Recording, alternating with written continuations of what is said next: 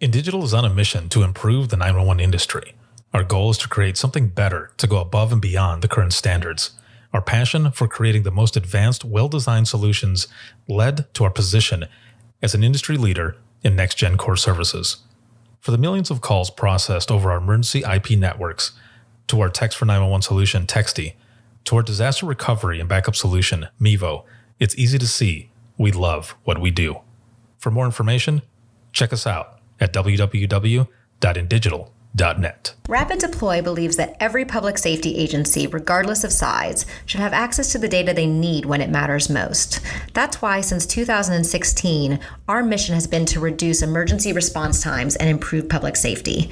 We are the industry's only integrated emergency response platform. Our web-based cloud platform includes analytics, mapping, dispatch, and mobile apps, purpose-built for 911 in the 21st century.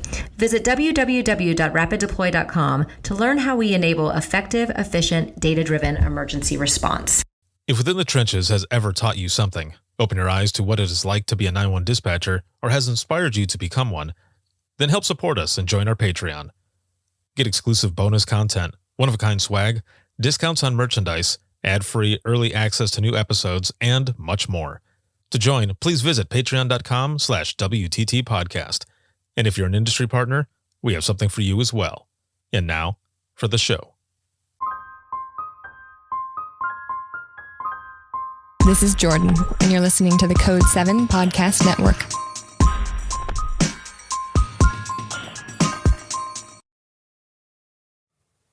Warning. This episode contains the 3 A's of podcasting: adult content, adult language, and awesomeness. You've been warned.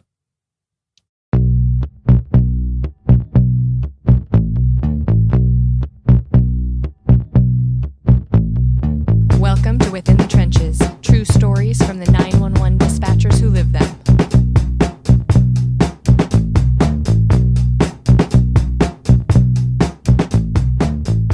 Hey, what's going on? This is Ricardo with the Code 7 Podcast Network, and this is going to be Within the Trenches, true stories from the 911 dispatchers who live them.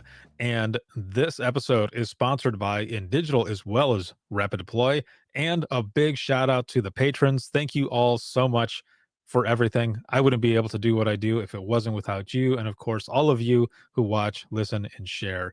Thank you so much. We are going to jump right in here. And my guest today is the amazing Joe McCarville, and he's the owner as well as an instructor at 911 Gold Line Training. What's up? Hey, thanks for having me on. It's a pleasure to be back on your episode, and looking forward to this one. We got some great stuff to talk about, so I'm pretty jazzed up and excited. Yeah, man. We've had you on the list, and we're finally here.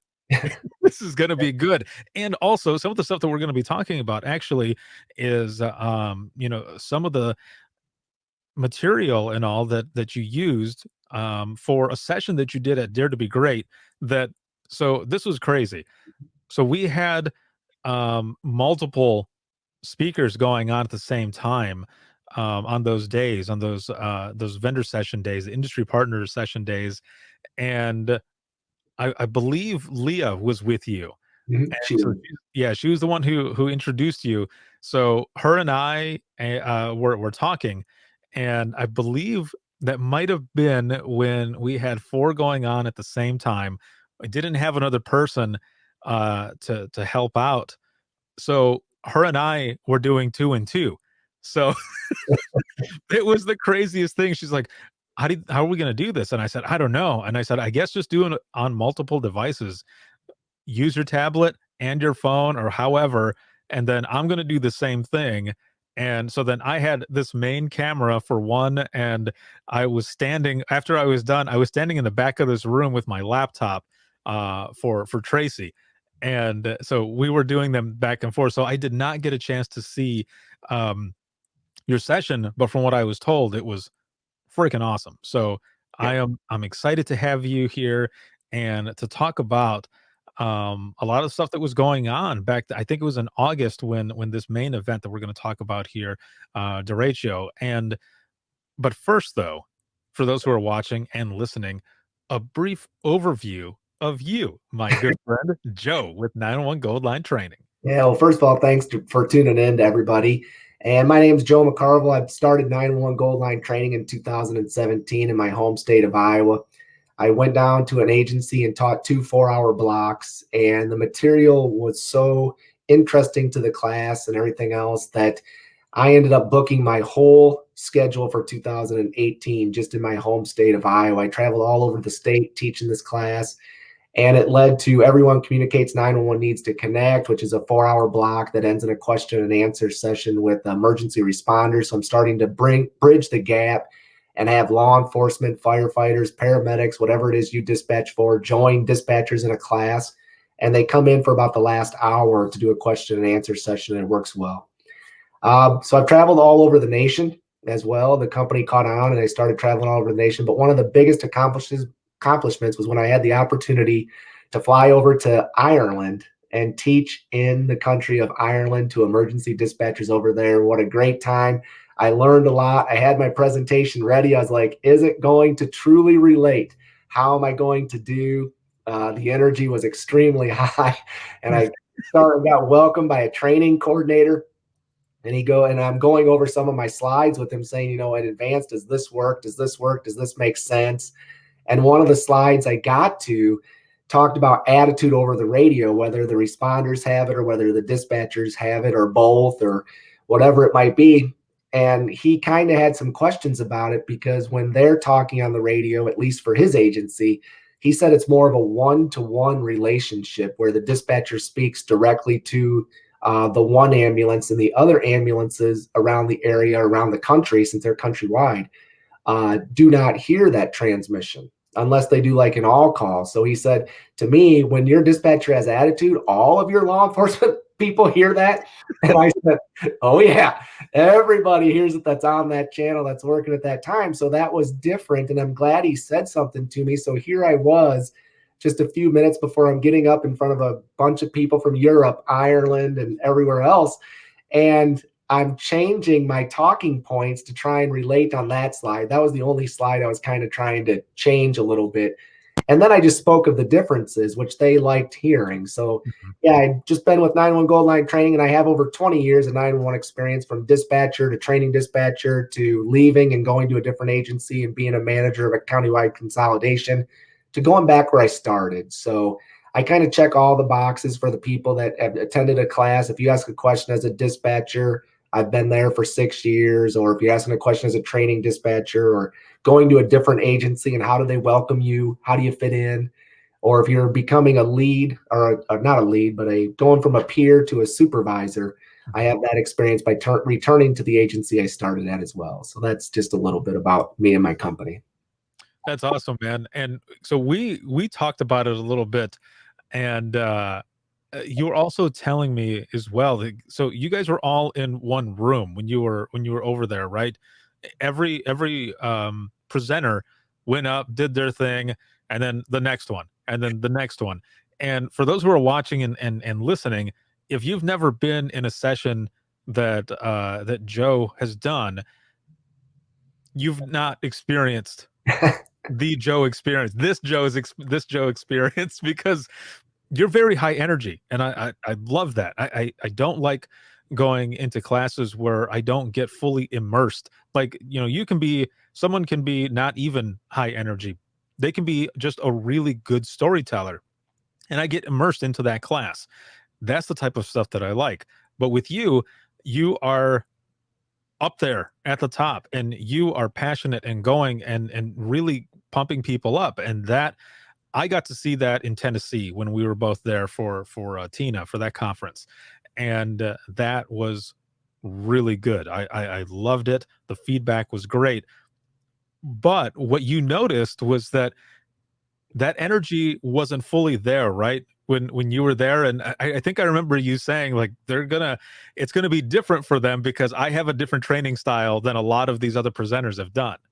Yeah, that's very true. And the first few speakers got up, and we all were in the same room. There were no tracks or sessions. If you've ever been to a national conference here, a lot of times there's tracks, or you can pick what you want to go see. This was one room, and they were all sitting in there. And the first few speakers got up, and They definitely went at a different pace than what I do. And I know that my energy is really high. So I kind of had to contain some of that just a little bit.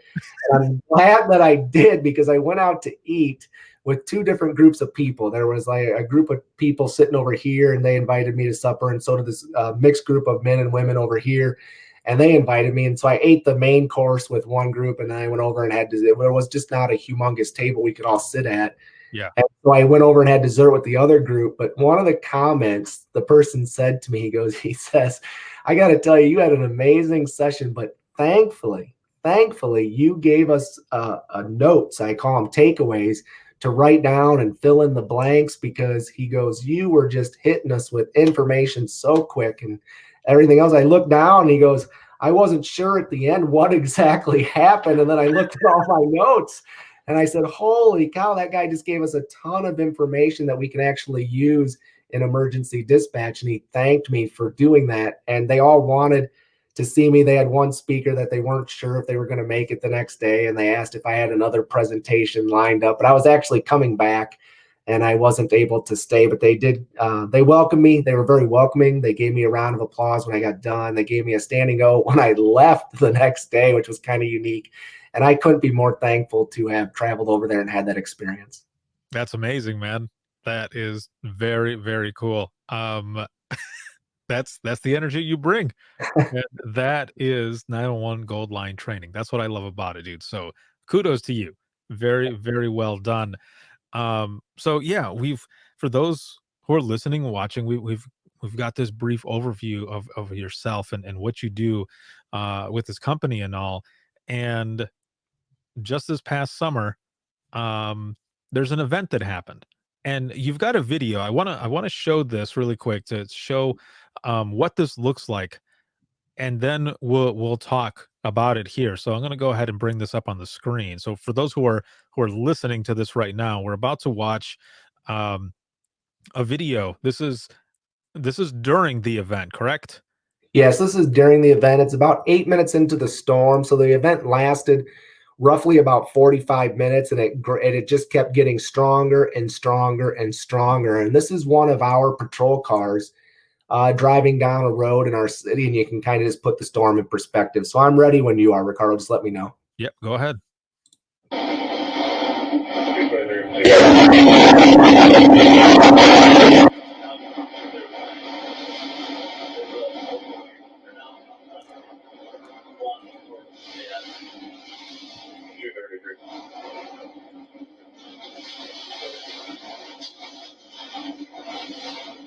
So this is a cruiser going through the city as the storm is hitting.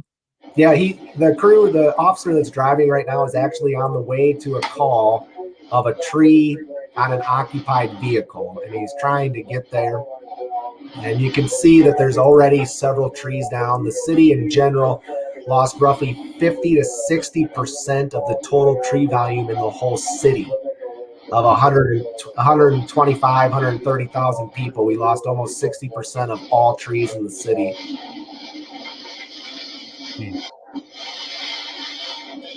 And at this point, we're just starting to get slightly busy or really busy in the dispatch center.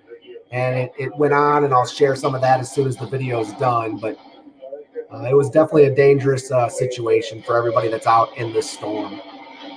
Wow. Now, what's crazy for those who are watching and listen, especially those who are listening, what we're looking at right now looks like something you would see down in Florida or Louisiana as a hurricane is hitting. And basically, this is what it was. It was a hurricane that hit, but this is in Iowa. Yeah, that's true. DERECHO is classified, or they kind of say it's an inland hurricane. And I never thought I would experience it in my professional career. But the officer's now pulling up to this vehicle to see if anybody's injured. That is an enormous tree on that, what looks like maybe a sport SUV, one of the smaller ones. No, maybe it's a Ford or a sedan. I can't really tell.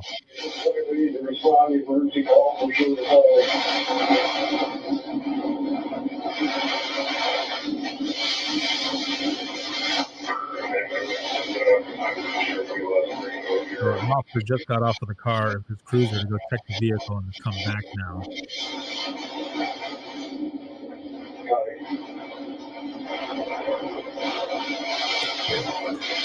And for this one, we were able to get them out of the vehicle and get them to safety. Then the officer just kind of drives away, and so that's kind of the end of that video. But that's only 8 minutes into it, and it picked up severity, and it picked up wind speeds and everything as it went on, and it lasted for 45 minutes. And so it was definitely a storm I'll never forget. It was different than a tornado. It was different because it was so wide and it was so long. It traveled 700 miles long and it was almost 50 miles wide. So it covered our whole county plus a slight portion or half of the county to our south as well, which we'll get more into as this episode goes on. Yeah. So if I remember correctly, you kind of went MIA there for a little bit. Like I didn't hear from you. Because I think also during that time I was starting to get a bunch of information from all of you for the Dare to Be Great fall conference.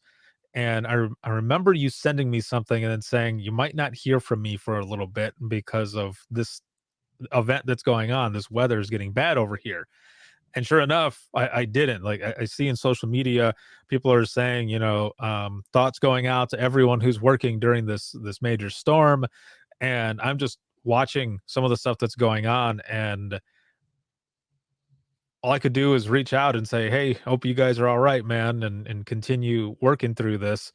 And just that little bit, that little clip right there, that is crazy. And one of the things that I had read too was that being an inland hurricane, the power of it and everything is half the power of a straight up hurricane that would hit, down by the Gulf or something.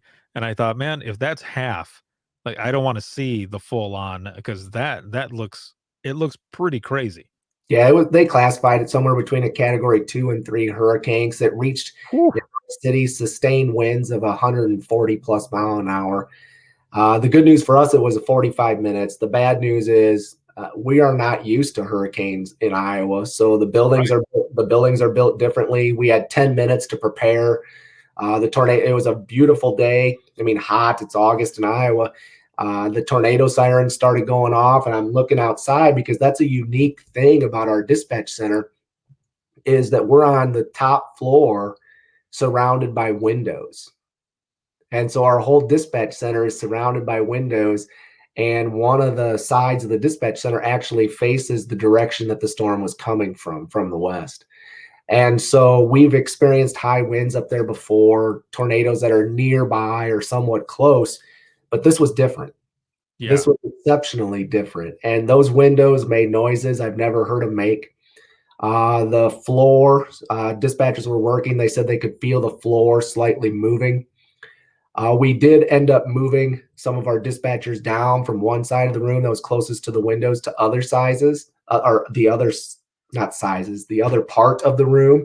Yeah. And then the interesting thing is we currently have what I call sneeze guards, or whatever you want to call them, up for COVID. And what we did is we built our own, and they go on top of our dispatch consoles, and they're exceptionally tall. And then there's plexiglass in between them, in between the 2x4s that we slid on top of our consoles. And the best part of that was they acted as a little bit of a barrier. If our window were to break and glass would have come flying in, at least we had our dispatchers at the end of the room where they were the most protected. And then the other obstacle was right into it. We lost our power to the building. And like most 911 centers, maybe not all, but like most, we have a UPS system that runs on a battery. And then we have a generator that's supposed to automatically start. Mm-hmm. And the generator did not start. So I knew we were just down to batteries. But I know our batteries are rated for, that's key words, rated for 2 hours. So I knew it wasn't immediate panic time. Yeah. I knew as busy as our equipment was and the radio constantly going and the phones constantly ringing, that 2 hours, if anything, was probably going to be slightly less.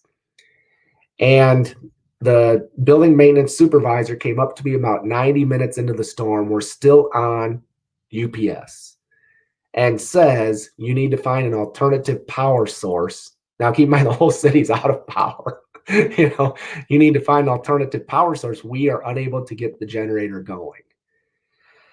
And so I immediately got off the phones. I had logged on and put my headset on and started helping take calls for a very short period of time. But I now knew that our power may be running out and we would go completely dark. And so I started asking him, how many generators do we have over at City Services? Can we get them over here just to power a few things, our servers to keep CAD active, maybe a console or two. And we started having those discussions. Then a different lieutenant came up and said, Joe, can you get us another about 15 to 20 minutes? We have an electrician that's here. We think we're going to be able to get it started. And it was right at that 2-hour window where we finally got the generator to start. And I'm proud to say that we never did lose power. And we did take mitigation steps. We were powering down the consoles that were not in use. I turned off all lights. It was just emergency lighting anyhow for the UPS, but I turned those off if I could find where the switches were located. We do keep batteries in our 911 dispatch center. I would encourage every emergency dispatch center to have batteries and flashlights available, batteries for the flashlights. And so it worked out, but we were down to flashlights and a little touch and go situation because I knew how overwhelmed we were. And then the phone calls, I'll get into that, and the numerous ways that I was contacted and give you some statistics about just how overwhelmed our department was that day. Jeez, man, that I can't even imagine. Again, listening to you say all of this and thinking about the video that we just watched. I mean, I've been in dispatch a few times where there were some hard storms that were coming through, and once that siren goes off, everyone is calling Yeah. because no one is, and especially if there's no power in the area, they can't watch their TVs, but they can see the news on their phone. Whichever, but people are still calling in saying, why are the sirens going off? What's going on? And it was, even when we would do a test, sometimes people would be calling in and we'd, have to take a bunch of calls, but nothing compared to what you're telling me right now. So you've got all of this that's going on. Did you pretty much have to, um, did you guys have to lock in, like stay there in the dispatch center, or did you do like an all call or something to have people come in to help out as well? Yeah, it was interesting because I knew this was going to be a prolonged event. Once I saw how widespread it was and the amount of phone calls we were receiving, I knew that it was bad. And the interesting thing was cell phone coverage started to become spotty. And so it was tough to get a hold of some dispatchers, which was even scary. So I've got a great staff. I want to scream from the mountaintops just how awesome my staff is, because the people that were working that day, they didn't even ask to go home. They knew our agency needed them at the end of their shift. They stayed 4, 5, 6 hours without even being asked. They just did it because we were so busy. I had one dispatcher that after the storm passed, she couldn't get her vehicle out, but she rode her bike to work to come in to help. I had another dispatcher who had trees through her house, trees on her roof, damaged her car, got a ride to work, wasn't even scheduled to work at that time, from her sister because she knew. I had another dispatcher that was a union steward that knew we may be canceling days off, we may be canceling vacation days because we needed help. She came in to help with phone calls on her vacation day to also help with the schedule to make sure that we were in compliance with everything. And we've got a very easygoing staff. But we had several dispatchers that had house damage of their own. That's just a few. We had several others that had trees all the way through their house. I didn't know if they were okay or not. Garage doors blown in. It was one of the most unique experiences because everybody that I heard from on my cell phone had their own story to tell me about this. And my main thing, number one, was I knew I had a staff that was willing to stay. So my number one thing is their safety during the event. Their safety was paramount. It was priority to me. and I had to make sure we were safe. So that was my number one thing the whole time. After I knew that the storm had passed and our windows weren't blowing in, and keep in mind, some of the windows on our first floor building down by the main entrance did blow in, several trees down in our parking lot. And so it was very touch and go. And so then my second thing I needed to do was make sure the rest of the staff, because I have several staff that live in the area or in the county or nearby, and this thing was so massive, is getting a hold of them and saying, are you okay? So first priority is employee safety first and foremost.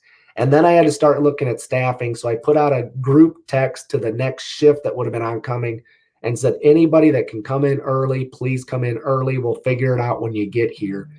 But by the time I did that, we already had some people there, and we had enough people. And then we were just trying to figure out who can stay when and who can stay till they get off work on their normal schedule, who can cover them since they came in with no sleep after midnights.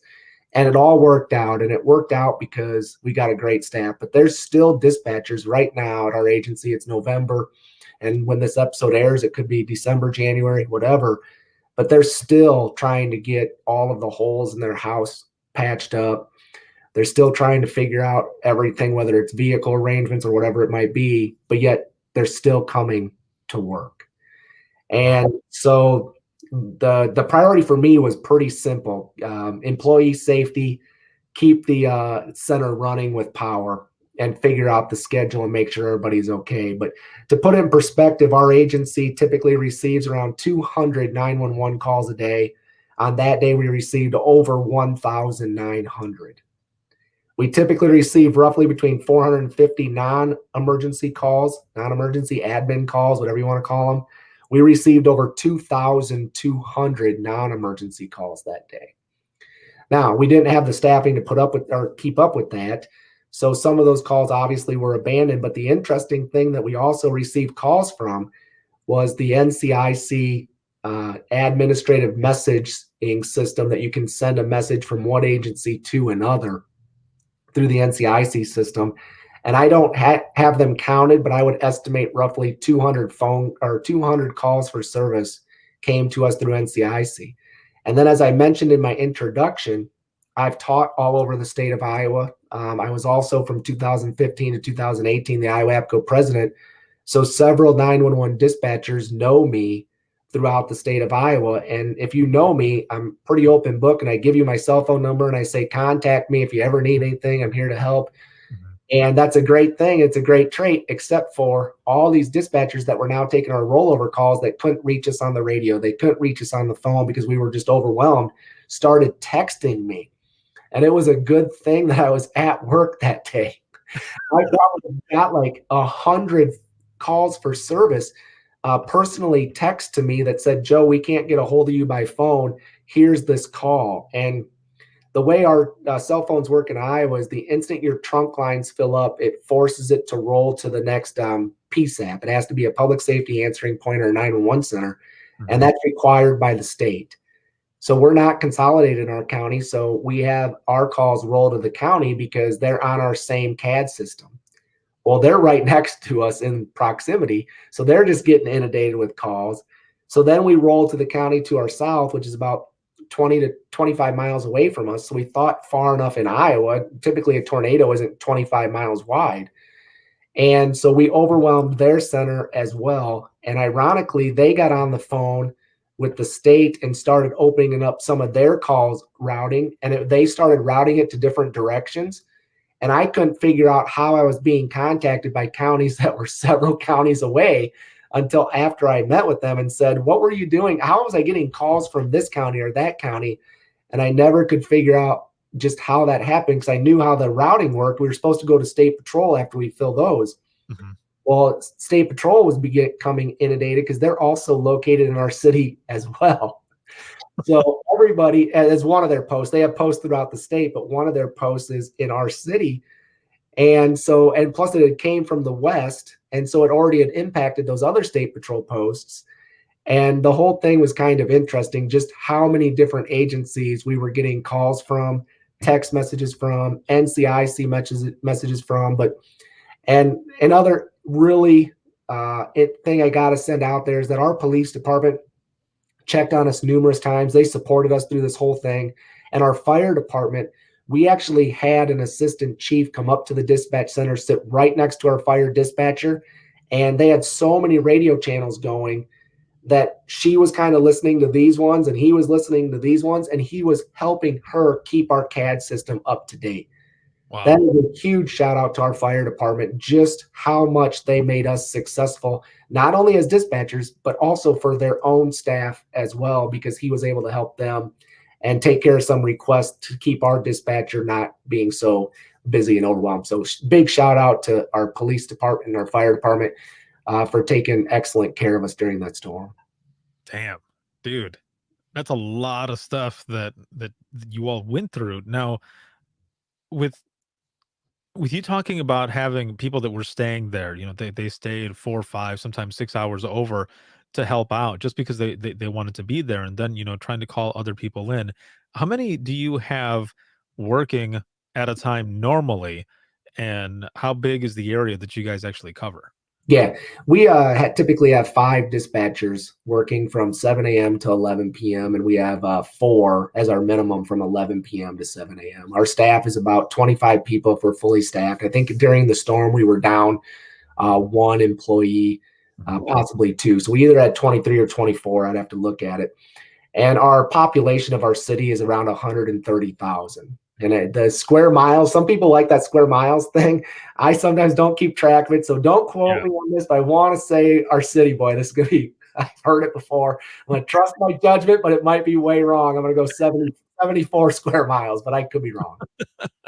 Well, so I wanted to kind of compare as well, because you probably have what, 4 or 5 consoles, maybe 6 consoles with a backup just in case you have more people come in, and then and for those who are watching and listening, console is just the station that where the dispatcher call taker sits to do their job, to do what they're doing. So you've got about that many, but then you have all these others in there. I mean, describe what it was like being in that room. You've got all this chaos that's going on, but you, my friend, are the one who's really running all of it. And I mean, of course, you're doing it as a team, Yeah. but a lot of it falls on you to be making certain calls and decisions and everything else. Yeah, we have 8 councils at our 911 center now, so we do run on 5. So we have a few backup councils if they're all in working condition. Of course, Yeah, yeah. so that's big for 911 centers, but we did have all of them working on this day. We were very fortunate. So the people that came in, the interesting thing about it was we were able to get a council to almost everybody that came in. At one point, we had around 9 or 10 there, but I do have a CAD in my office, and I knew I could do some building stuff. So once we got to 9, I let a dispatcher use my CAD in my office. I gave her the NCIC teletypes and said, we need to check on these and get them entered as a call for service.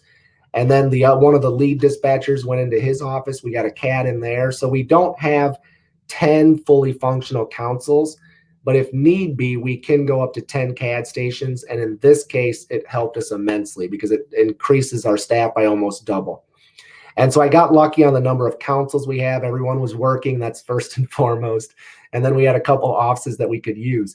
But for me, it was just making sure that all the staff was safe. Number one, that their family was safe. I know that some people took some text messages in our department from their own family where they were either working and the roof blew off and then they couldn't get a hold of their child. It was a scary day.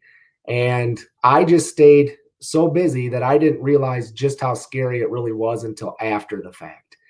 And because I put everybody first and said, we got to do this, we got to do this. And I just kept moving. And when I was working in my office during the storm, I talked about the dispatchers being at the other end of the room. Yep. My office is actually at the room that faces the direction the storm was coming from. And my CAD is right in front of the windows.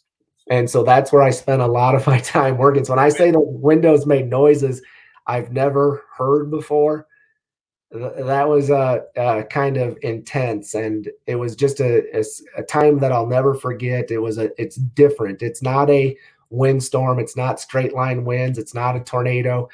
It truly was a hurricane in the middle of the United States and Iowa. And that's the best way I can describe it. Holy crap, man. So you're looking at this as it's going. Yeah. Like, you can see it all. Yeah. Jeez. Yeah, if it wasn't enough that you're dealing with everything else, you're literally watching this storm go on.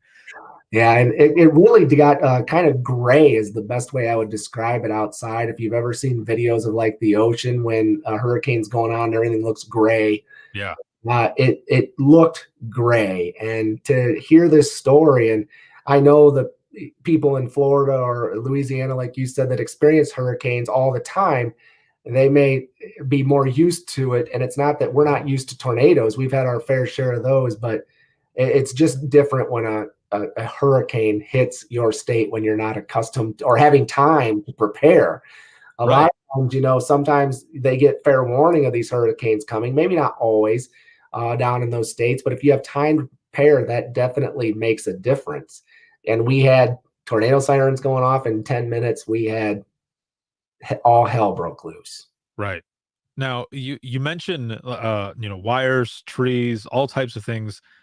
What other types of calls are coming in um to your staff Yeah. that are coming in? Like, are these people who, they're in their houses and the houses collapse, or the roof rather is collapsed, or I ask because in comparison, I guess, to I had someone on who talked about a hurricane that hit in southern Texas, and they took a call where someone's roof had come in, and just their apartment got messed up. At that point, they were unable to send people out to provide any type of help, so that all they could tell them was seek shelter somewhere else. Like, we can't send anybody out there for you.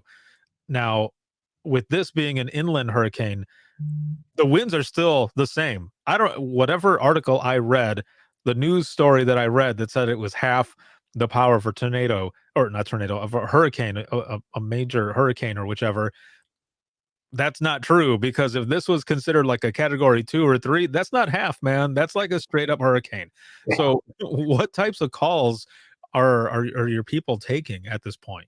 I'd say one of the ones that stuck out to me the most was the gas explosions. I mean, we had just gas going off all over town and gas leaks, and struggling to get people to them. The lines down, the signals down, the trees all over the place, Mhm. trees on houses, lines down, everything that you would experience during the storm. But the one, and yes, you do experience gas explosions during the storm, but it did surprise me the sheer number we got of those. But after the storm, we started getting, because people couldn't get out of their houses, so we got calls of people trapped in houses, or we got the phones weren't working very well, so we got welfare checks or public service calls to go check on a family member or a loved one. All over the nation started seeing this posts on Facebook or whatever it might be. However, the storm did not get a lot of attention nationally Mhm. for the most part. It was a true devastating storm that probably warranted a little more national attention than what we actually got. I don't know. It's just an opinion. And we started getting those welfare checks to go check on people for multiple days. And then it was, where can I go for shelter? My house is destroyed. I got trees through it. Where can I go get food? When is the power going to come back on because of either a medical condition or, and then there was no gas because the gas stations had all lost power as well. So nobody could pump gas for a day or two. And then the medical calls, once they started cutting trees down and people trying probably to do too much and to help too much, the medical calls went up for a few days. And then once the gas stations got gas back, the disturbances went up of people trying to get in line first, or traffic accidents, or traffic hazards because they're blocking long lines to roads to try and get gas. So Yeah. it was definitely a storm, and it went on. And then also the number of calls that we had that had problems because cell phone providers, their stuff was damaged. And some calls we would hear like every other word. Some calls they could hear us, we couldn't hear them. And some calls I know I couldn't call my center from one cellular provider for like a week, but luckily I have two phones, have two different providers, and my other one was able to work. And so it was definitely an interesting time. I know FirstNet was also impacted. They talk about priority and preemption. and how did that work? And, that even struggled as well. And so everything that we've done to be prepared was definitely challenging during that time and also for the days ahead. Man. Yeah, you definitely attest to everything that you've trained for, but something like this, you can't always train for it. You can have, the basics, the foundation of what you can do, and in case, something catastrophic were to happen. But this was a unique situation, and I agree with you. I only saw so much, and it was usually through social media, news wise, that I would see something on on this storm. But I I'm in agreement, man. I think there should have been a little bit more coverage on it, only for the fact that this was a unique situation. This isn't something that happens all the time. Now, on top of that, though, you talk about how um, in the beginning, the main focus as well was on your crew, and what they needed. What How did you handle self-care? Like, what types of things were you doing? Because again, there's a lot of stuff that's going on here. People that are staying after, working long hours, and some of them maybe, and I don't know this for sure, but maybe unable to go home because their home was damaged. So in self-care, just for themselves, mentally and emotionally, what were some of the things that you were looking at? Yeah, there were a couple things. How many people are we going to require to work due to the increased call volume? Mhm. And since our city was impacted and we did not know if our call volume would spike right away in terms of call processing calls. Yeah, it might spike, but we may not hear them. So we just say that, and we say we can't hear you if you're able to call back. And so I also knew that a lot of my staff had their own house damage, their own things they needed to take care of, family and relatives and friends to check on. And so we decided that we're going to monitor call volume just for a few days to give our staff a moment to breathe, get their own houses in order. And then we ramped up staffing to take on the additional phone calls. The other thing I did was I tried to check in on the people with major house damage. I talked to other staff members. I said, look, you guys all work together as the day shift, the afternoon shift, the midnight shift. Make sure you're checking on each other as well. I can't be here 24 hours a day. So if you notice somebody's struggling, let me know. We also worked on with the police department. They have a peer-to-peer team and a critical incident debriefing team. And they said that they were available and listening. And we just tried to make sure that we were checking on the people. And what's the interesting thing for me is I used to do that before, but not to a level that was necessary during the derecho. And the good news about it is I think it's brought our staff together because of me checking on the staff more, and also them checking on each other more. It's more a shout out to them. And I've continued that all the way up since the derecho. And now it's 3+ months later. Mhm. And it's something that I'm going to take with me. And I would encourage all 911 dispatch managers, leaders, supervisors, directors to understand is, and then the phrase that it depends on who you say said it first, but people really don't care how much you know until they know how much you care. And so if you want to be a great leader, show your people that you truly care about them, and they'll work their butt off for you. And I just so self-care for us is just constantly checking on them, making sure they're doing all right, asking about the house, and then the number of employees that helped other employees clean up what they had, or volunteered a vehicle to somebody, or gave them a chainsaw or whatever it might be. And then I know, like, another example is our fire department said, we got a crew.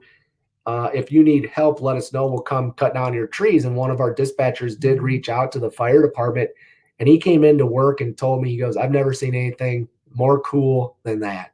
These firefighters showed up, and he goes, Joe, it would have taken me 3 and 4 months to cut down these trees in my yard and get it done. And they come in with a crew, and they had them all out of my yard in no time at all, cut down. And so just working together, pulling our resources all together, and making sure we understood how important it is to just check on each other.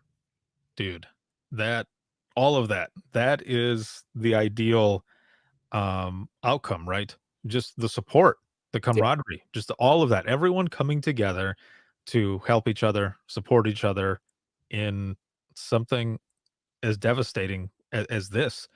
Um, but on top of that as well, you've got self care, you've got just everything that came with this event. But there was also something else that really helped in this event, and it was kind of understanding each other and how they also think and how they work. Mhm. And you were able to do this um through kind of a test before that, right? Yeah, I took it myself, and I've had a few staff members take it since. But on July 17th, so the derecho hit on August 10th, I took the Maxwell Disc Method personality indicator report. And it's something that I'm able to offer to other people that want to take it. And it gave me a 30-page printout of all sorts of results that talked about my behavior, my personality, how I communicate, how to communicate with others, strengths for me in the workplace. And that alone in my report, okay, this is what I'm strong at in the workplace. I need to take on these responsibilities. And one of them is relating to people. Mhm. And then some of the other things where I wasn't good at, I knew I had to slow down and take it. And I just want to share a few examples of my report here real quick. Uh, they said detailing things that sometimes I may rely on my gut a little bit too much. And 911 dispatchers, we rely on our gut all the time. We take that phone call and we may not get all the information, or we put the pieces of the puzzle together as quickly as we can to get them help. And we have to rely on our gut.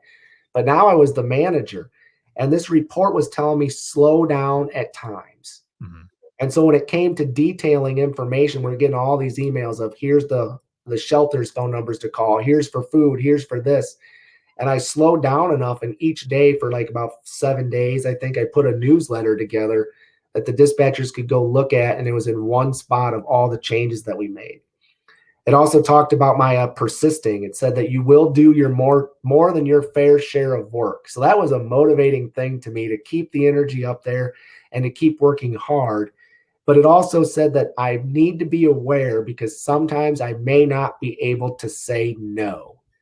So if somebody was coming to me and saying, "Can you do this? Can you do that? Can you do this?" and it may lead to burnout. And so I was reading that from July 17th to August 10th. And then I started reading my 30 pages before I'd go to work each day before the derecho. And it really helped me focus on being the best leader, using my strengths, communicating better with other people. I haven't had many of our staff take it yet. I'm hoping everybody will, but I kind of can tell, who's kind of what or whatever. You can kind of tell when you learn about each style. And some people may surprise you, but you have to kind of guess when you don't have their results.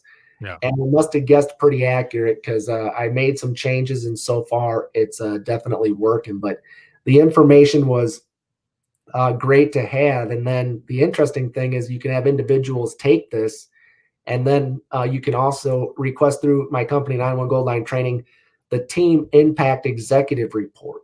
So if Mhm. you have a shift of people that maybe is not communicating the best, or maybe it's your whole department, or maybe it's you just want you and the other leaders of your department to get on the same page, you can have everybody take it. They get 30 pages of information about themselves. I put everybody's results into this Team Impact Executive Report for up to 70 people. So if you have a large center, I can do up to 70 people in this Team Impact Executive Report. So maybe you want to break it down by shifts. But it was the most impactful information I've ever received. It was all about me. I'm definitely putting it to use. If you don't know what DISC is, it basically takes your personality, your behavior, and it says whether or not you're a D, a dominant type person that's task oriented, or an I, an influencer and people oriented, or an S, a little more stable type person, or a C, a compliant type person. And I was high I, influencer, probably where the energy comes in, and like to talk. And here it is telling me, slow down, listen more, relate to your people, but take the time to listen. And it also comes from the information is derived from the answers that you give, and it only takes 12 to 15 minutes to do it. I just can't. I'm hoping that states take it up and make it mandatory for 911 dispatchers to take this, because it tells you not only how you are, but how you respond under stress.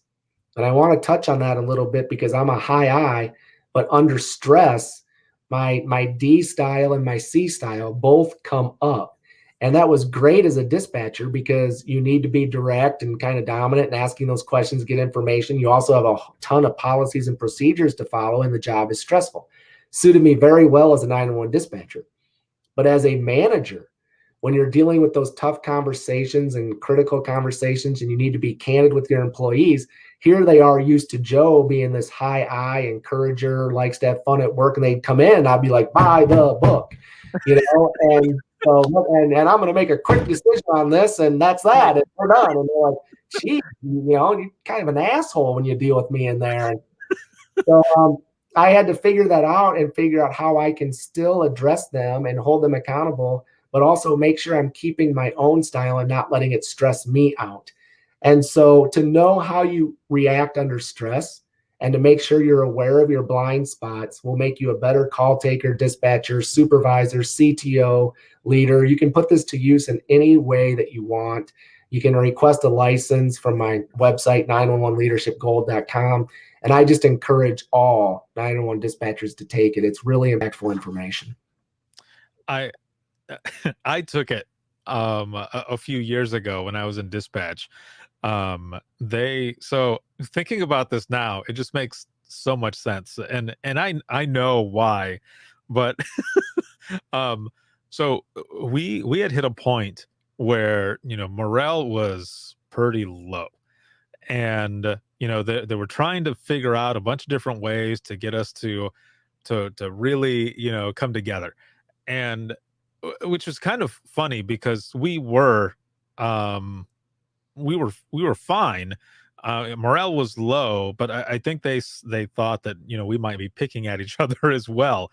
But when the shit would hit the fan, like we were working it. We were working like a well-oiled machine. And then, we'd go back to just kind of being silent, not really talking a lot.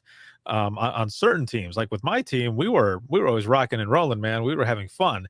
But so what they wanted us to do, they brought someone in. We end up going to one of the county buildings, and we're all there together. Well, there was two groups, and because someone's got to watch dispatch, right? Someone's got to be there. So we're there in this first group. I'm with this first group, and we're in there. And I remember sitting there thinking, what is this? What are we doing? And then they started explaining it, and I thought, oh, this is kind of interesting. Like, I want to see what this ends up being. And they were asking certain questions, and then they had us go into different spots of the room. They're like, okay, you're with this group, you're with this group, you're with this group. This is what your letter is, and this is why. However, you're going to take this, this test as well. And so we go through the whole thing, and I'm pretty sure we did it all at that time. Um, and then I found out that I was an I and a D. So I was that influencer, but also a hard ass when I needed to be. So it was really good that we were able to find that out, because then we're able to work together more because we know how that person works. So with like a D person, if I'm telling them a story or something that's going on, like they want that information fast, like just get to the point. Even though sometimes I knew that that's not how they what they wanted, I would take long on purpose sometimes. Because not part of work, but just telling them a story in general, and they'd be like, oh yeah, oh yeah. But it was cool to find that out, because we were able to work together better, and to figure out how they think, how they react, and how I can better approach that person, especially as a supervisor, and talking to somebody, um having those difficult conversations that people really don't want to have, but you have to have them because it could lead to something worse if you don't if you don't tell them about how they're doing on the phone, or whatever they're doing. If it has to do with quality assurance or something like that, it helped me to be able to know how that person would possibly react to something that I'm saying. And I mean, it also kind of emotional intelligence as well, figuring out how the person works and how they think. So this whole program piece that you're offering as well, I think, is superb. Yeah, it's going to be excellent. And to know that you get the communication do's and don'ts with communicating with people. And if you have it at your agency specific for like a shift or maybe your whole department, the way the program unfolds during in-person training, if that is able to come back, is, we do regular name tags or whatever at first, but after you come back from break, I'll put up the communication do's and don'ts for everybody. And you get so much more than that. And you learn about each other, and I present the material in a fun way. There is no negative style. There's a lot of pros to every single style. But you also understand people a lot better, so that when you're working in a situation, because dispatchers like to say, well, when the shit hits the fan, we always pull together. You hear that a lot whenever you go around teaching. But the goal is to pull together before or without the shit hitting the fan. And I think this hopefully will impact people, let them learn about themselves in a productive, positive way, and also give people some information on things they can do to better the team. A lot of times we like to say, well, if she or he would just do X, Y, Z, then our department or if the manager or leader, and this is now about everybody. And like I said, the leader contacts me and they're interested in it. The team impact executive report is also available. That's good, because a lot of the times when people are doing the pointing, the he or she or whatever, it's more that person. Yeah. Sometimes it's hard to admit, and we don't want to, but sometimes it's the person in the mirror. It's you. Sometimes it is you that is the issue. And that is another thing as well, that is good to find out and to be able to talk about those things as well. Yeah. Now, you also added to 911 Gold Line training with Leadership Gold. Yeah. What is this? Tell me about this. Yeah, 911 Leadership Gold is a program that's going to be offered once a year. The bronze package is just you request the disc license and you read it and you take it on your own. The silver package is you take it, but you want more information. You want somebody to explain it to you, because it is a little bit overwhelming. There's a lot of information. And the silver package is you take it, but you also book a one-on-one with me. I'm a certified disc consultant. I went and also got certified disc training as well. So you meet with me one-on-one to really understand the results. And then Leadership Gold is a program where you automatically get the disc license. You get to see the disc presentation as if the people during your session were in a class. You get to see a team executive report as if the people that enroll were part of one dispatch center. So you get to see it. And you also get to see John Maxwell. That's who certified me as an instructor. And if you don't know who he is, he's viewed as the #1 person in the world on personal development and leadership. And he has a mastermind class called Leading Through Crisis. And if 2020 has taught us anything, it's that we're going to face a ton of crises. And the more training we have in it, the better. It's a lot of information. It's heavy. And I know how busy everybody is. So the Leadership Gold, the whole package, is only offered once a year, and it'll be in the fall of 2021. Excellent. Now, there were I was looking at my notes really quick here as you were talking about this, because there was one thing that I wanted to make sure to mention. At least we mentioned it in a text message that we had going back and forth. But it was about the licenses that you're talking about. You've got something that's coming up in January, correct? Yeah, I do. I was going to put out, if you contact me by emailing me, joe@91goldlinetraining.com, I'm going to do a session for up to about 8 people, maybe 10, where you get a free disc license. And we're going to do the team impact executive report, and you'll get to see it for free. That's my shout out to 911 dispatchers. We've been through heck in 2020. So the instant this episode airs, I will share it and I will put the date on my website and everything else, and as well as Facebook and Instagram and Twitter. For up to 10 people, you'll get to take the report, see your results, and then you'll also get to see the team impact executive report, where we all come together during a Zoom or whatever it might be, and you get to see the disc presentation and how it could relate if we were all a team, so you can find out if you want to bring it to your agency.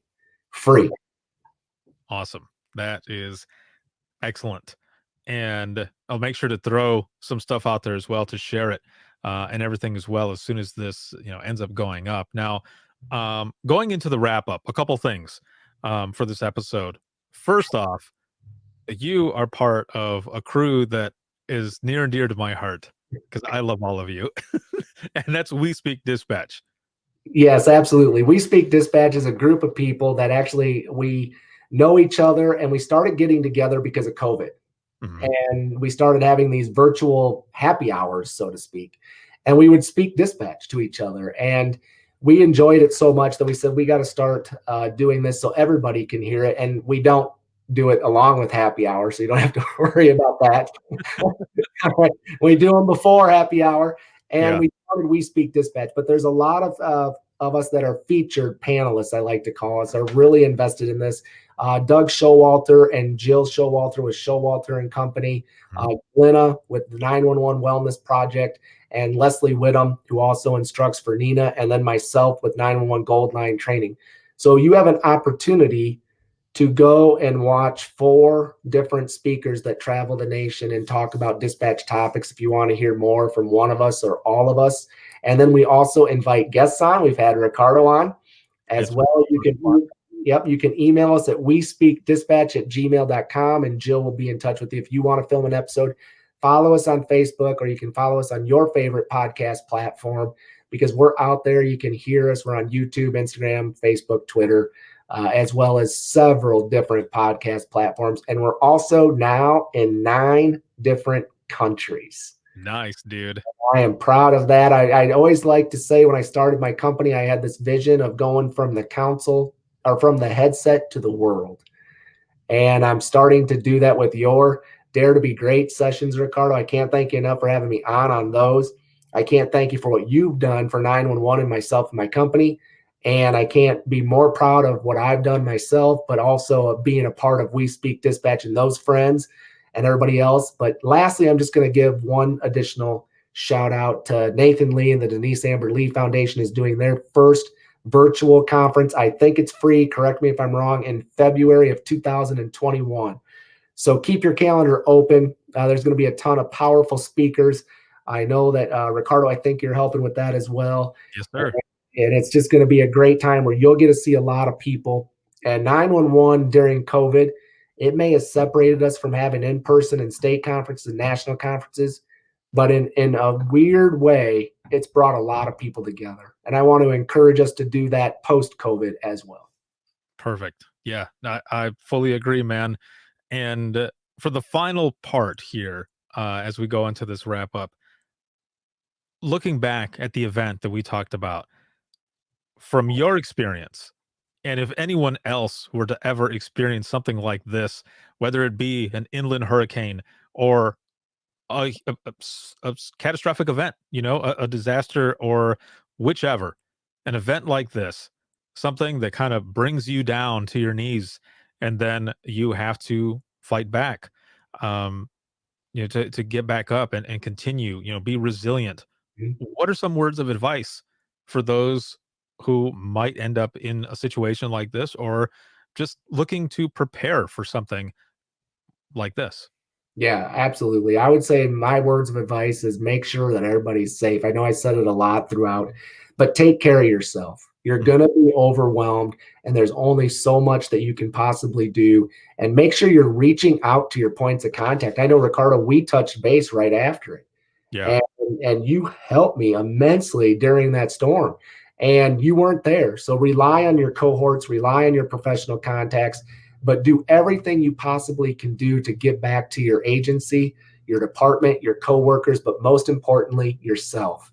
You cannot do your best unless you are at your best. So make sure you're taking care of yourself and doing everything possible to always be at your best. Well done, man. Well said. Thank you again so much for being on. It is always fun to have you on, to talk, and just everything that you're doing. I wish you the best of luck, and you're going to be amazing, because you are, dude. and, and and it's awesome. So thank you again for being on. I appreciate it. And I will be right back here with you. For those who are watching and listening, if you have any comments, questions, or you want to be a guest on the show, you can email us, and that's going to be wttpodcast@gmail.com. You can follow us on Twitter, and that is at 91 podcast. You can like us on Facebook. That is facebook.com/within the trenches podcast. And just one more time, because I didn't flash it up on the screen when I said it the first time, wttpodcast@gmail.com. That's the email right there. If you're looking for any bonus content, the Singing Badly in My Car behind the scenes series, all the stuff that I do over on Patreon, exclusive for patrons. You can check us out here, and that's patreon.com/WTT podcast. Thank you all so much for the love and the support. I appreciate it so much. Patrons, sponsors in digital and rapid deploy, thank you so very much. I appreciate it. This video can be seen on Facebook and YouTube as well as LinkedIn. And then the audio portion that you're listening to, you can hear all the episodes 24/7 on Apple Podcasts, iHeartRadio, Spotify, your favorite podcasting app, and withinthetrenches.net. Have a good one, everyone.